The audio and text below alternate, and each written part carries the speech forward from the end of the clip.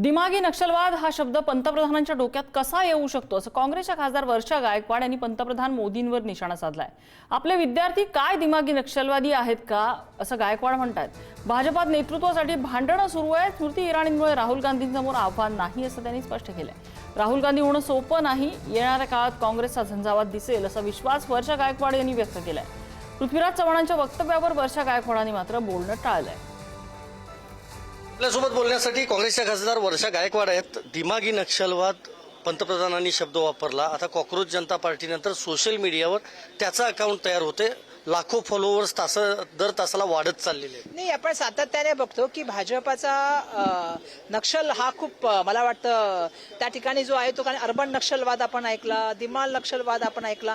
सातत्याने आपल्यामध्ये पण बिल महाराष्ट्र सरकारने आणलं होतं, माहिती असेल तुम्हाला, की ज्याच्यामध्ये बोलण्याचा अधिकार किंवा लोकांना आंदोलन करण्याचा अधिकार त्या ठिकाणी बंद करण्याचं काम चाललं होतं। त्यामुळे हा जो शब्द आहे मुळात दिमागी नक्षलवाद हा देशाच्या प्राईम मिनिस्टरांच्या डोक्यामध्ये कसा येऊ शकतो हाच मला सगळ्यात मोठा प्रश्न आहे। कारण एका ठिकाणी ते सांगतात की आम्ही नक्षलवादाला पूर्णपणे संपवलं आणि म्हणजे तुम्हाला सांगायचं आहे काय, ज्या ज्या वेळेला लोक एक आंदोलन करतात आपले विद्यार्थी काय दिमागी नक्षल आहे?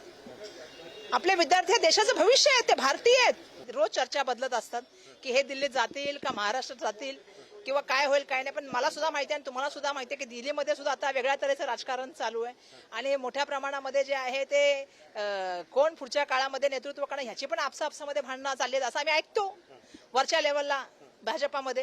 त्यामुळे मला अपेक्षा आहे की येणाऱ्या काळामध्ये आता त्यांच्या पण भेटी वाढतात, एकनाथ शिंदेच्या पण भेटी वाढतात। त्यामुळे मला माहित नाही की एक्झॅक्टली काय चाललेलं आहे, कोणाचं काय चाललेलं आहे। आम्ही ऐकतो कोणी एकाच्या जवळ आहे, कोणी दुसऱ्याच्या जवळ आहे, कोणी नाही, दोघांमध्येच भांडणं आहेत, तिघांमध्ये भांडणं आहेत। मला वाटत नाही की स्मृती इराणीमुळे त्यांना काय त्या ठिकाणी घाबरण्याचं किंवा डरण्याचं काही गोष्ट नाही। उलटा त्यांचा काही लोक ट्रोल करत होते तेव्हा राहुल गांधी हाच एक नेता होता जो सांगत होता की त्यांना ट्रोल करू नका, त्यांची सन्मानाने वागा, त्यांच्याबद्दल लिहिताना व्यवस्थित लिहा। ही भूमिका जर भाजपाने सोनिया गांधींबद्दल घेतली असेल तर ते आम्हाला पण आनंद वाटला असता। त्यामुळे एक समंजस, एक निडर आणि एक लोकाभिमुख नेता म्हणून आम्ही राहुल गांधींकडे बघतो।